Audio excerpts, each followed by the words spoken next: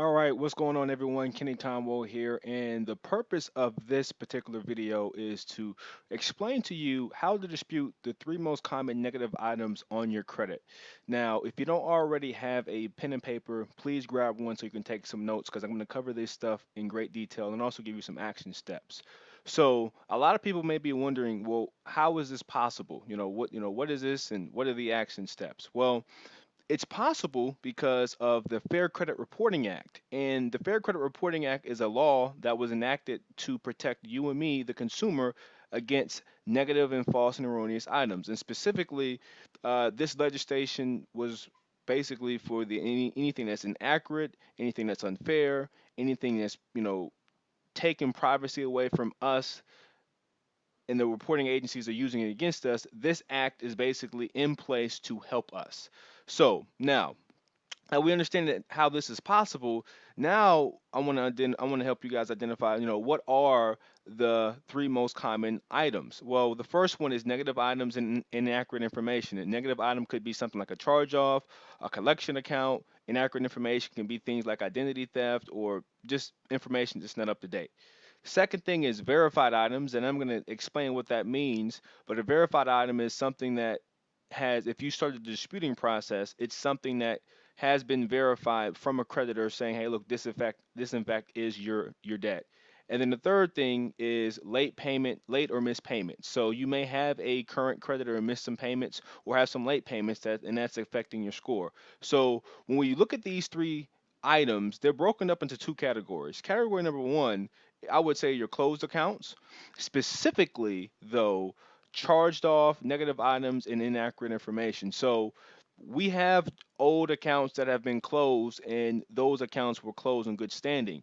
But we also, if you're in this watching this video, you probably have some closed accounts that have been charged off, they're negative, or there's inaccurate information, and it's negatively affecting your score, right?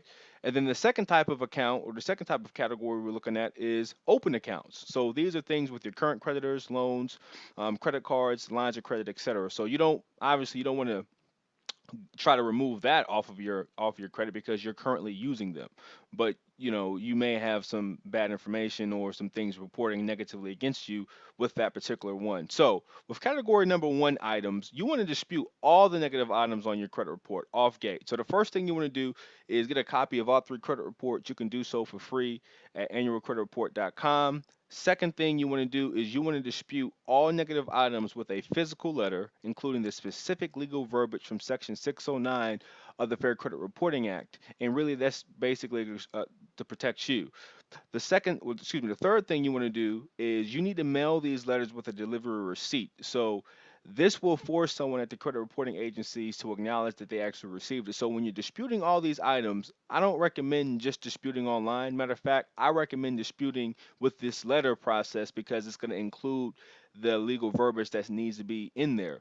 People dispute online all day, but the credit reporting agencies may or may not accept that dispute as truth, in fact, because you're not using the ramifications of the Fair Credit Reporting Act and Section 609 in your favor in that scenario. So, Section 609 dispute letters are what I recommend when disputing.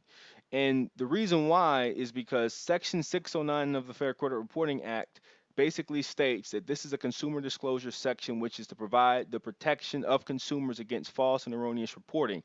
This section of the Fair Credit Reporting Act places the burden upon the credit bureaus and creditors to provide the credit bureau a copy of the original creditor documentation, basically whatever you filled out and signed upon opening the original account with the reporting creditor. So what this basically means is if they can't provide the actual document that you filled out when you open the account, by law they have to remove that account. And most people don't even know this particular section of the law even exists. So when you're disputing the items, you want to use Section 609 dispute letters with the actual legal verbiage to ensure your chances of success. Okay. Now, assuming the debt has been verified per Section 609 of the Fair Credit Reporting Act, meaning that they verified that this debt is in fact yours, then you want to use something called a pay for delete letter or template. And first, never agree to settle a debt because this will remain on your credit for 7 years, meaning don't agree to pay a lesser amount without an agreement in place, without agreement of removal in place. Basically, don't say, hey, look, I'm gonna, because they'll say, yeah, you can settle, this debt, and it'll be, it'll be paid off. But what they're really saying is they're going to settle this debt, and that's going to be on your credit for 7 years, and that's not going to look good. It's just as it's not going to look good. So second, only agree to pay the creditor or collection agency if they agree in writing up front that they will remove this item completely from your credit file and not report it as a settlement. Because again, you don't want this to be reported as a settlement. You want it to be completely removed, because that is going to negative. That's going to help with your reporting history, and it's not going to have any negative remarks. All right.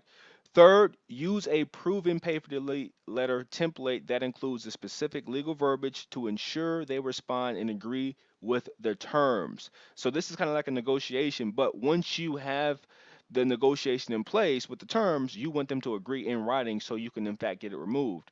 And then fourth, always mail your letters with the delivery receipt. This is a theme here, but this will force someone to acknowledge that it's actually been received. Okay? So that's category number two. Category number one with those negative items. Now let's go ahead and go over to the next type of item that you're going to have on your credit. And you want to basically use category number two. These are your open accounts. So this is people like with your current creditors, but you may have missed or late payments with these people. Now, obviously, you don't want to dispute or even attempt to remove a current creditor from your account, because that's bogus. You don't want to do that. It's not gonna you're gonna lose credibility.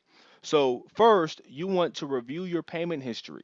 Assuming it's not good, establish good payment history, generally between 8 to 12 months worth. So you want to do that up front. Second, once you have established a good track record, call your creditor and obtain the mailing address so you can know exactly where to mail your request, right? Because the purpose of this Goodwill letter template is to basically say, hey, look, I've gotten some, things happened in the past. However, I'm trying to, apply for this or do this or whatever you're trying to do. I need this to be removed because, in fact, I've shown you that I have a good track record. They're in business to make money. They want you to be a customer. So if you use the right verbiage, they'll help you with this. And that's really point number three.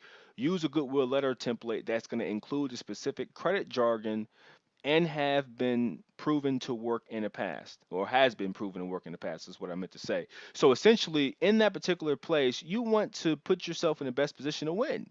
So when you're mailing this, you want them to be like you want them to agree to the terms, which they will if you've established that 8 to 12 months of good payment history. But most people don't even do this. And then fourth, you need to mail the letters with a delivery receipt. Again, I can't stress this enough. This will force someone to acknowledge that it's actually been received. Okay. So here's the good news. I want you guys to watch the bonus video. I'm going to cover why it's important to use letters that include the specific legal verbiage, how to get the exact 609 dispute, pay for delete letter, and Goodwill letter templates I use to personally improve my score by 224 points, and also how to get access to step-by-step instructions, additional content, guides, and training. Okay? So I hope this video was helpful for you. Mr. Money Savvy Kenny Conwell checking out, and I will talk to you soon. Peace.